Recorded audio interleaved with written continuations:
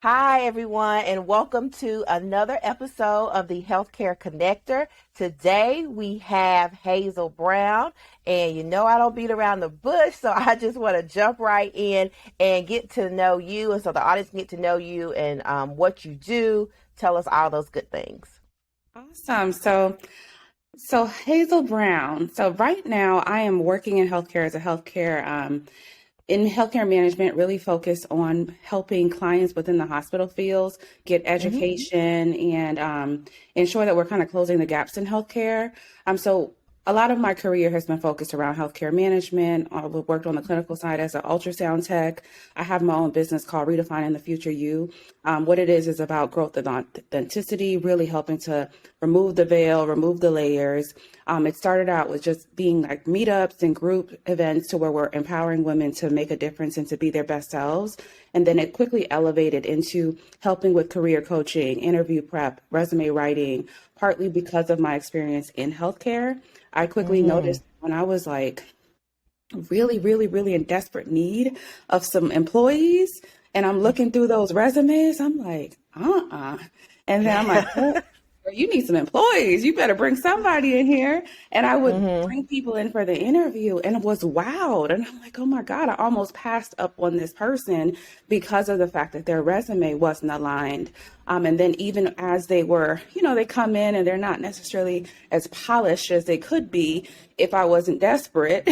So I realized Mm-hmm. that they need help with interview skills also. So I realized that just kind of thinking about why I started redefining the future you in terms of closing the gap, being first generation to go to school and trying to figure things out on my own, I realized that there was still a gap as it relates to just how to market yourself. And also Mm-hmm. the fact that healthcare, we need people that are passionate and truly want to make a difference. So my Yes. company helps to close that gap, both on the aspect of on the patient side, to where you're getting better candidates in the pipeline that truly want to make a difference. And those that want to make a difference, I help them market themselves so that they can get there. So that's a long-winded answer, but I hope I answered it. No, you did. You did. So you've got this long career in healthcare, and then now you also have this company redefining the future you. So let's talk about the healthcare part first. Did you always know that you were going to go into healthcare, into this field, and what you were going to do within it? Yeah, so I think I've always been the kind of person that I cared and I always wanted Mm-hmm. to make a difference. And so that compassion, wanting to make people happy, wanting to fix people up. Like I started Mm-hmm. off my career 14 years old as a hairdresser, Mm-hmm. helping to clean up and wash people's hair, water all down everybody's back because Mm-hmm. I Mm-hmm. I was born in Jamaica. I wasn't born here. So I didn't have Mm-hmm. my papers initially. So I started off in doing my hair services for one of my Mm-hmm. neighbors because I needed to make money. But in Mm-hmm. terms of like where I wanted to be, it was always making a difference. And so I saw that healthcare was a place where you could make a difference. I knew I didn't want to be a bedside nurse. So I decided Mm-hmm. to go into ultrasound. I essentially thought to myself at that point of my life that I was going to go into ultrasound as a stepping stone career until I figure out Mm-hmm. what I wanted to do, because at least I would have a bachelor's degree. So it wouldn't take me long to kind of catch up once I figure Yeah. out what my why was. Mm-hmm. I love it. So how has that shift been from healthcare to entrepreneurship and owning your own business? Yeah, absolutely. So I think really a aha moment happened so many times within my career to kind of get me to where Uh-huh. I am. I'd say the first aha moment was having made a decision that I wasn't going to be at the bedside anymore. I wanted a Mm-hmm. career that I could make a whole lot of money. And in my 20 something year old mind, a whole lot of money was six figures. Like, just get me to Mm-hmm. 100K. Forget, I don't care if it go past that. Just get me to Yeah. 100K. So I was like, I'm going to be an anesthesiologist assistant. So I took all my prereqs, ready for the program. They said it was going to be a year and a half before I get in. Already had one child. I said, all right, let's go ahead. I'm forward thinking. Let's go ahead and have a child. Mm-hmm. Get that out the way so we don't have to worry about it, since my husband is really, wanting a lot of kids. He claimed he wanted a football team. So I said, let's go ahead and so we got pregnant. I ended up getting pregnant with twins. The worst Mm-hmm. pregnancy you could possibly imagine. I was in the hospital for most of my pregnancy, for Mm. 6 weeks being pregnant, not even showing up on the little pregnancy test Yes. Uh-huh. already. And so Oof. that experience personally led me to realize just how big of a gap we had in healthcare as far as people Mm-hmm. really wanting to make a difference. And so I got a lot of having to advocate for myself, a lot of having to, I am an ultrasound tech. And that was a problem for me because as an Mm-hmm. ultrasound tech, I hated when people came in the room and told me about their credentials and their accolades. Like, I don't care. I Mm-hmm. treat everybody good. Why are you telling me that? That's not you. Yeah. That's accolades. So yeah. But I found Yeah. myself having to do that to get a little bit of respect. And I'm like, Yes. people, when they're sick and vulnerable, they should never have to show up for themselves in that way. We should just show up for them. So that Mm-hmm. was a defining moment for me to where I wanted to be in healthcare leadership. I wanted to be a part of the change of getting the right people in. The next aha moment in terms of how that transitioned to entrepreneurship is I started working a lot in administrator roles and in working in those Mm. roles, and I'm doing the financials. And I'm like, wait, I'm making them a lot of money. Like, Yes. thinking so small. Like you feel good because you walking around Yeah. being the administrator, but your checks don't look like theirs. And so kind of like, okay, what are we going to do here? It's nice that you clearly need that experience. So I'm not really even shunning that experience, but that opened my eyes to where if you can do this for somebody else, you could do this for yourself. And there are so many things that you're passionate about and you see that these gaps close by people who truly want to make a difference, that maybe you should Mm-hmm. focus more on your own. So that was kind of where I transitioned more into the entrepreneur side. Like, it's cool that you the top, sorry, I can get a little far off, but you the Mm-mm. top slave. No. It's Yeah. cool that you're the top slave, but how about you go Uh-huh. do it for yourself, kind of thing. So, Yes. Right. And I don't think so a couple of things you said. One, and I just posted about this week, people's limiting mindset. So, and when we're young, like we think 100,000, let me just get to that first six figures. But what about if we switched our thinking, like you said, and if we do this for ourselves? Man, six figures ain't nothing when you transform and try to monetize that skill set that you have. right. And then recognizing those aha moments. I like that you talked about that. So when you're working with people and they're coming through your program, how do you get them to see the aha moments in their own life? Because I think a lot of us don't see that or don't connect the dots. So how do you talk to them about that in their Yeah. So development?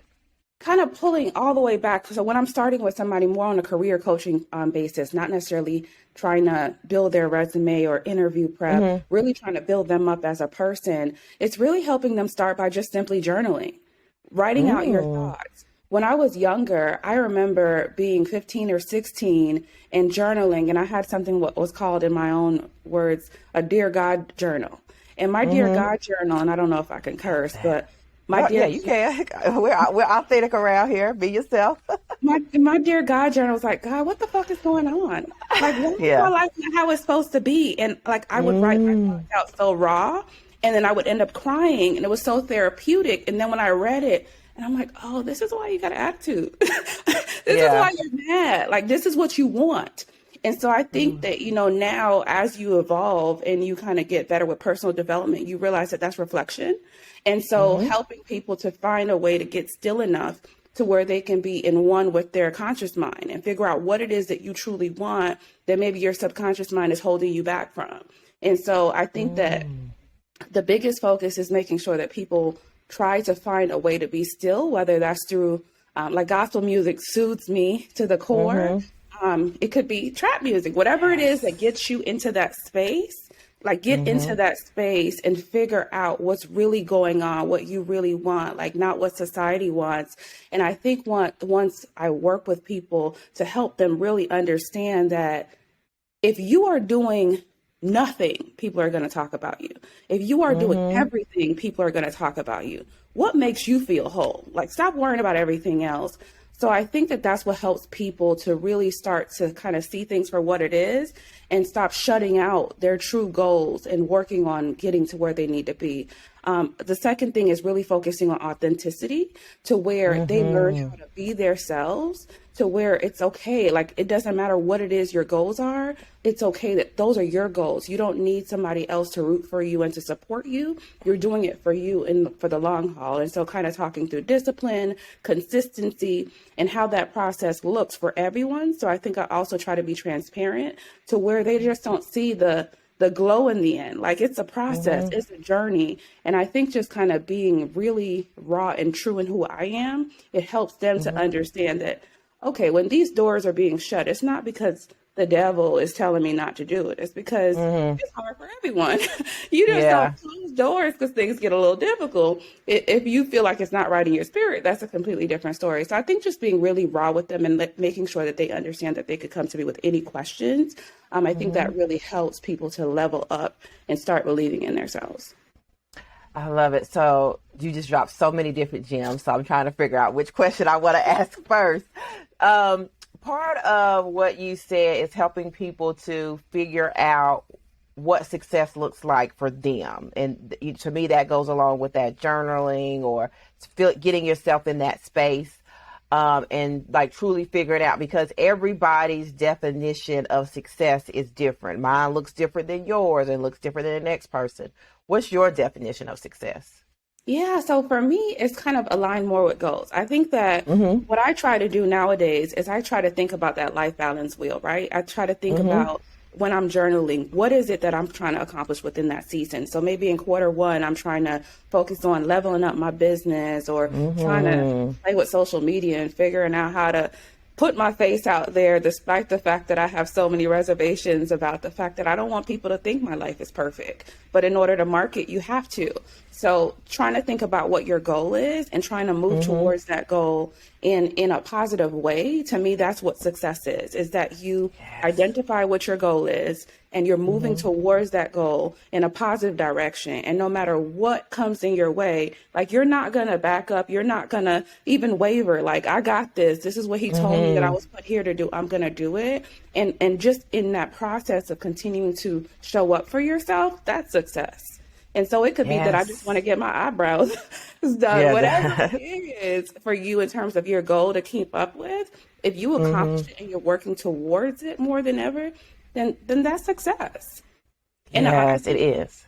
I think something else I just want to expand on is I feel like people think the word success, they think success and they think that anyone can master success. Success is just accomplishing that particular goal or area of your life. Like no one's wheel is complete, because when we're working on one area of our life, we're neglecting another area of our lives. So I think that true, like being authentic and transparent and thinking about what success is, we have to talk about the fact that I could be super successful at work, but does that mean I'm a good parent? I could be super successful as a parent, but does that mean I'm a good wife? Like there are so many different aspects of your life, and people just kind of look at one thing and then they see you like on social media and they're like, I want to be like her, but you don't know if I'm suffering from mental health. You don't know if I don't brush my teeth. Like you don't know.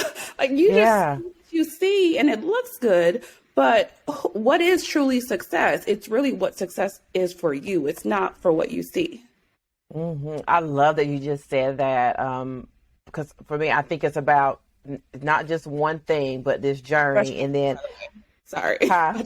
I said I do brush my teeth, by the way. I just Throw it in there, yeah. Please, we'll just make sure the people know that you do that.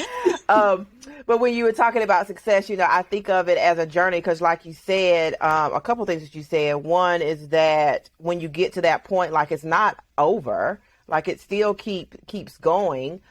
So to me, it's more this journey that we're on. And then the second thing that you said, and I talk about this on almost every single episode, it feels like, is that we see stuff on social media and you think because you get that little snippet or that little highlight that person is successful, or that they have accomplished everything, or that they didn't go through any obstacles. And that's the biggest lie or the biggest myth that's out there, right? Because, you can be super successful in work, but what does your home life look like? I mean, that is something that I struggle with myself, is trying to find the balance. And I had someone, I'll get your thoughts on this. I had someone that said yesterday, really, I wish we throw that out. There is no balance, because you can't do all things and have all things, like you just said, in that wheel be perfect at all times. Right, right, absolutely. And I think that to your point, then that's where support comes in, right? That's when having the right resources behind you come in. So if you're in business and you have,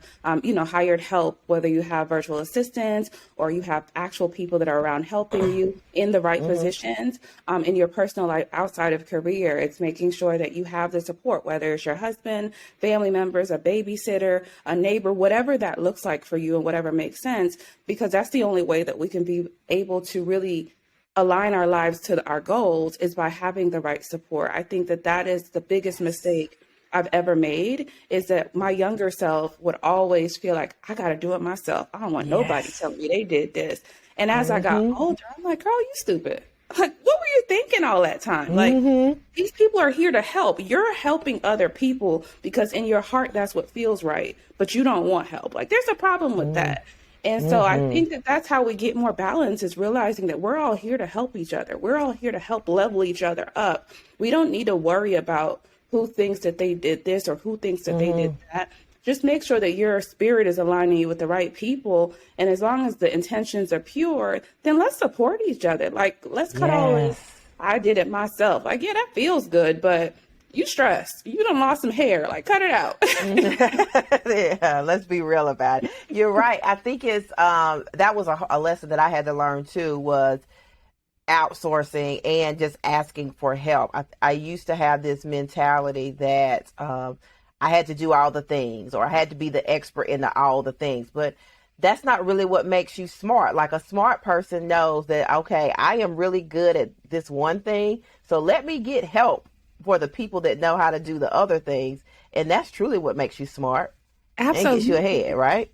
Absolutely. Because when I started to think too about, like, even in my work career, when I was walking around as the administrator, like, he was making all the money through his Mm-hmm. healthcare practice.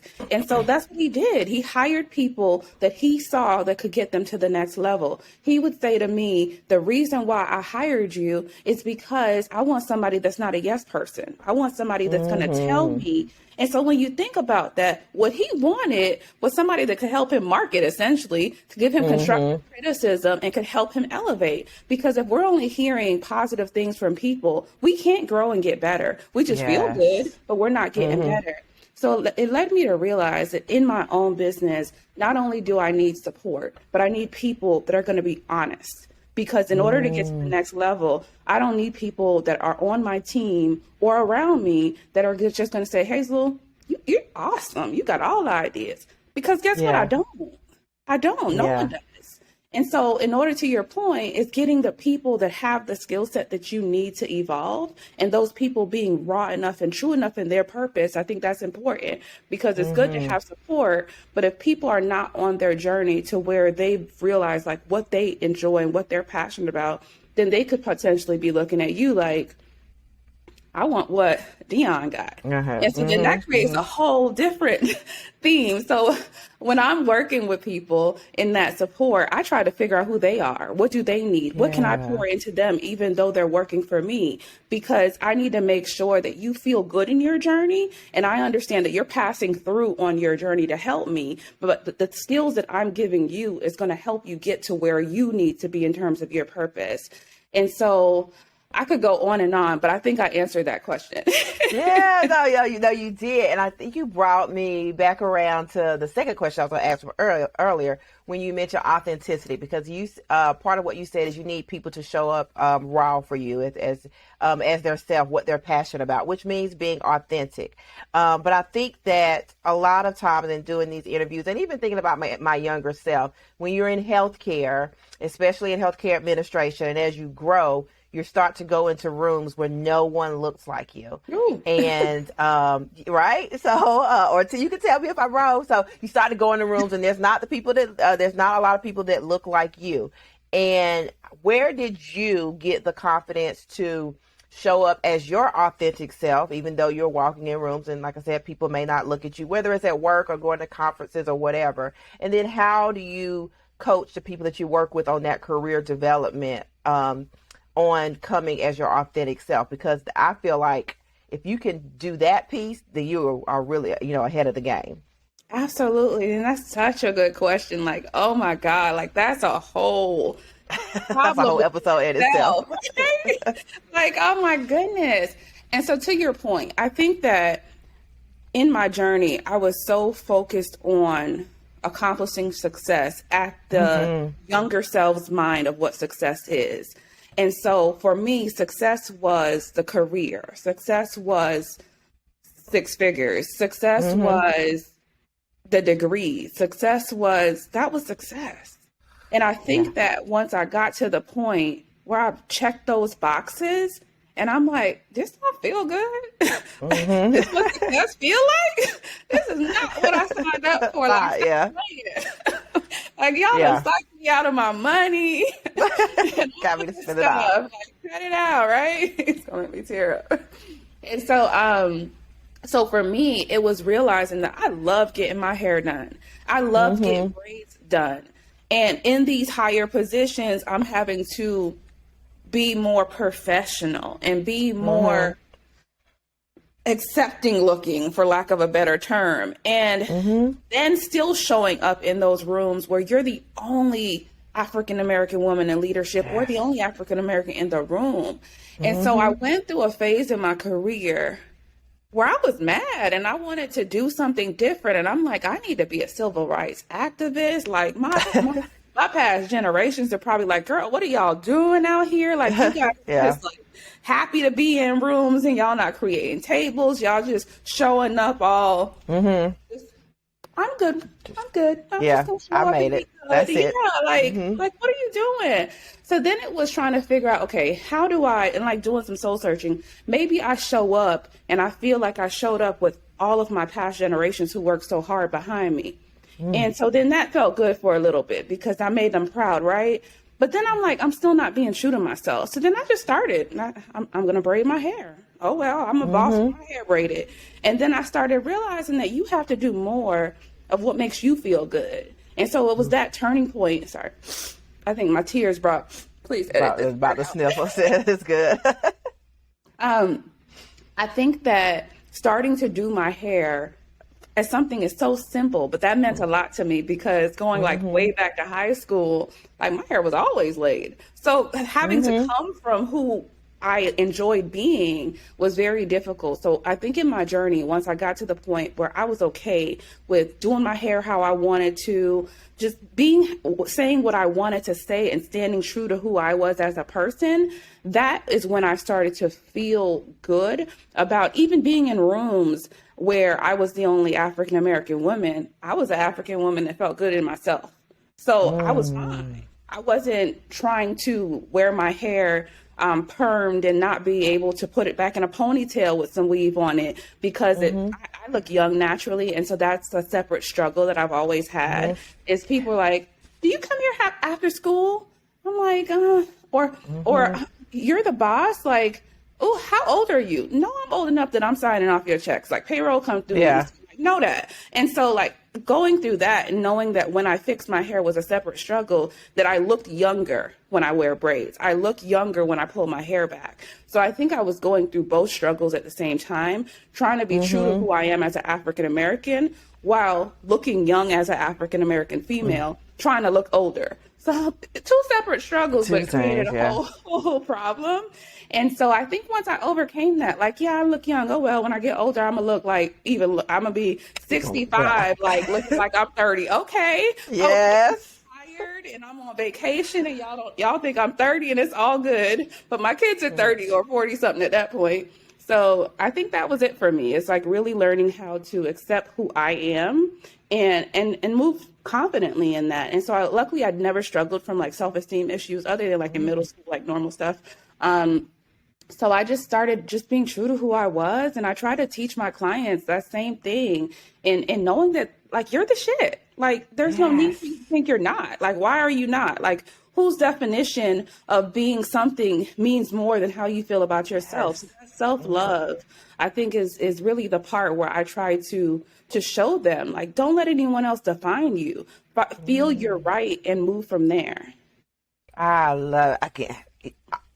You are everything right now during this episode, and the motivation and the gems that you're dropping are great because I think, part of what I got when you're talking about being authentic, where it started for you is just that one thing. If your braids, if your hair, if wearing some I don't know, African clothing, it doesn't matter. Whatever the thing is for you, you can start right there and walk into that room with that one thing and build upon that and get comfortable with that, and just be your authentic self. Figure out what that means to you. I want to talk more about, before we end, in a little bit, about the company. So there are, career development, resume preparation services out there. What makes yours different? Yeah, and so I think what really helps our company stand out is that we're in the field. Like we Mm. have worked on the clinical side, worked on Mm. the administrative side, operation side, and not only that, but we're passionate. Like does not come from a motivation to make money. This does not come from a motivation to want to look like I'm doing the right thing. It is really to make Mm. sure that as we all age, we're all going to end up in a healthcare setting at some point through our health journey. And so when we Yes. show up in healthcare or in a doctor's office, the right people need to be there. And when the right people Mm. want to get there, but there's a block and they don't know how to, there has to be a company that helps them get there. So I think for me, what I offer is a specialization in healthcare specifically. Like I help clients who are in other fields, but I really try to get people to focus on going to an expert in your field because they're going to be able Mm-hmm. to drop those gems. They're going to be able to Yes. get you in the rooms that you belong in. I can fix your resume up to make it look good. You might get a couple interviews, but if you're in Mm-hmm. construction and you're coming to me, don't be mad at me. You should have went to a construction expert. Yes. So I think that what makes me stand out is one, I'm in the field real time and I stay in the field real time to make sure that I'm giving cutting edge information. The things that I'm giving you are real time things that are happening right now. And so I think just knowing that the people that you're working with are passionate about what they do and they're experienced in what they do and their motivation is not by money, that is going to give you a better experience and it's going to help your career journey elevate at a higher rate. I love it because you've taken this business and you are really working within your zone of genius, and you're giving that back and helping other people to figure out what theirs is and work within that too. What are you most proud of in your business right now? Business, career, life? Yeah, I think that what I'm most proud of in my business and career is kind of what she just said, that I stayed true to myself. I think that a lot of Mm. times as you're trying to grow and evolve, there are so many different avenues that you can take. And it's so easy to get distracted and say, okay, Mm-hmm. like redefining the future you, we're going to do career, we're going to do Mm-hmm. credit, we're going to do housing, we're going to do, there's so many things you could do, You can work on. right? But Mm-hmm. making sure that you stay true to what you're passionate about. Like you truly want to make a difference in the lives of others from a healthcare standpoint. And you remember what it feels like to be a first generation college student who didn't know what Mm-hmm. direction to go, but wanted to make a difference. So bringing those two together and closing that gap and continuing on that path, even when you don't want to, like I'm most proud that I just keep waking up and doing what it is Yes. that is in my spirit to do. Like that makes me That's proud. huge. Yes, and that is success when you keep showing, Right. waking up every day and doing what you're passionate about. But I can imagine it has not always been easy. Starting a business, running a business is hard, and so I always like to ask people to share a challenge that they faced in their business, and how they moved through that challenge. Yeah, I think that being really, really raw and transparent, I think a couple years back. So I think the business started, I guess like 8, 9 years ago at this point, to where it Ooh. was really about like the meetups. It was really Mm-hmm. about like having brunches and helping people to elevate their mind. Then it moved Mm-hmm. into like the resume writing career coaching space. And I got to a point in my career and business to where I thought to myself, like, what is the difference between complacency and contentment? And are you Ooh. chasing too much? Do you Mm-hmm. want too much? Like you're at a point where in your career, you don't need a business. You're at a Mm-hmm. point in your business where you're helping a few people. And so for me, it was like kind of taking a step back and figuring out Mm-hmm. who I am. When I started being content with what I Mm-hmm. had, I didn't feel happy. And it wasn't about money. It was just that I don't feel good unless I'm being stretched. I don't feel good Yes. unless I feel like I've conquered something else. I don't feel good Mm-hmm. if I'm not learning. And so for me, it's making sure that I realized what feeds me. I realized like what makes me grow. And that was a challenge because I had to really learn that other people could be looking at me and saying like, why are you going so hard? Like, is money that important? But for me, it's not about money. For me, it's about being stretched and being able to say, this is my goal. My goal is to help 1,000 people in 2022. And at the end of 22, I helped 1,001 people. Like that feels good in my spirit to know that, you know, I've done that for not only myself, because you're stretching yourself and you're helping other people. And that's what motivates me. That's what drives me. And so I think that though I faced that challenge, I at least reflected a little bit and try to do it a different way and realize, okay, that contentment, that's cool, but I'm not being complacent. I'm not being content because this is not what contentment looks for me like for me. Once I get to the point in my career where, yes, you need to have more work-life balance and you need to go on more trips or whatever that is, then you have to figure out what that mix and balance looks like for you and move forward. But that was definitely a challenge, is trying to figure out like, when is too much, too much? Too much. Okay.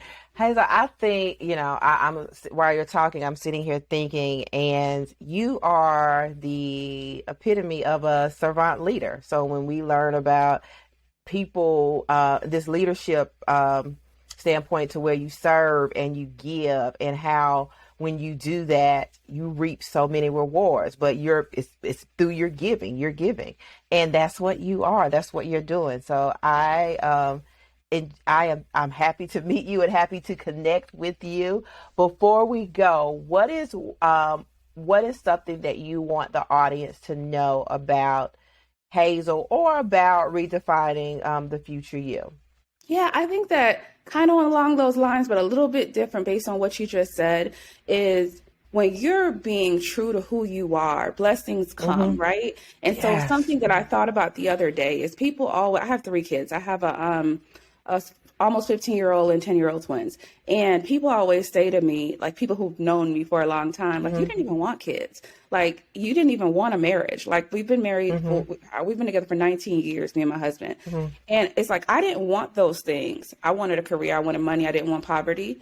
But God saw it fit that in order to continue me on the journey that he has for me, he needed to throw some things in that was going to keep me focused, was going to help to lift my spirit. I love being an example to my kids. I love being able to show up to my kids and for my kids within myself, to show them that if you just keep going and believing in yourself, you could accomplish anything you want to be. And I think that they add a different level of motivation that I didn't know I needed. And so I say that to say, really within my career, my business, and my personal life, it's really just being true to yourself, figuring out what that looks like for you, and just go and bless all the things that you think you want. He got you covered. Like, you don't need to worry about what it is, like in terms of material things that you need. He will bless you in ways you can't imagine. What's really important is figuring out who you are and staying true to yourself. Hazel, you just gave me like chills. And so for you all that are listening, I know you just got the chills too. So please let them know, how can they find you, follow you, or and support you? Absolutely. So everything's Redefining the Future You. So on my website is www.redefiningthefutureyou.com. On Instagram, it's Redefining the Future You. On Pinterest, it's Redefining the Future You, or Redefining Your Future. So sad that I don't know. And so really on all platforms, it's Redefining the Future You. I also do have a podcast coming out that I'll push. It's called It's the Human Experience. And really what it talks about is the human experience. And so in the title, EX on experience is capitalized, because a lot of times we try to throw out the process the same way we try to throw out our X's, and we can't throw out the process. The process is a part of what makes us. So I think that it's having more transparent conversations like this. So I love what you're doing. Focus on healthcare leaders, really giving back and kind of talking through their process and their whys, because it's so important that we have these kind of conversations, because otherwise, when our younger generations start to embark upon the journeys that we've just kind of gone through, they'll feel like, maybe I'm not strong enough. Maybe these barriers are coming into place because I'm not supposed to do this. When the reality is it's a part of the process. So if we start talking about the Yes. process more and not only showing our glam on social media, and I love a picture, but at the same time, we have to be real. Like, how are we helping our Yes. future generations by only showing the good moments when we want Hmm. them to go through and grow through the bad moments? We got to show it too, not in a way that we're telling our business, but in a way that we're being honest. I, I love everything you just said. I'm going to, for you all that are listening, I'm putting the information down in the show notes. Please make sure you go and follow and support what Hazel is doing because it is so important. If you are in healthcare, I know you probably need some help with that resume or your career development. Go and check Hazel out and get it right so that you can show up more authentically as you and hopefully begin serving like she is. So thank you all for listening to another episode of the Healthcare Connector. We just amplify another voice of a woman of color who is doing the damn thing in healthcare. Thank you so much for being on the show. Thank you so much, Dion.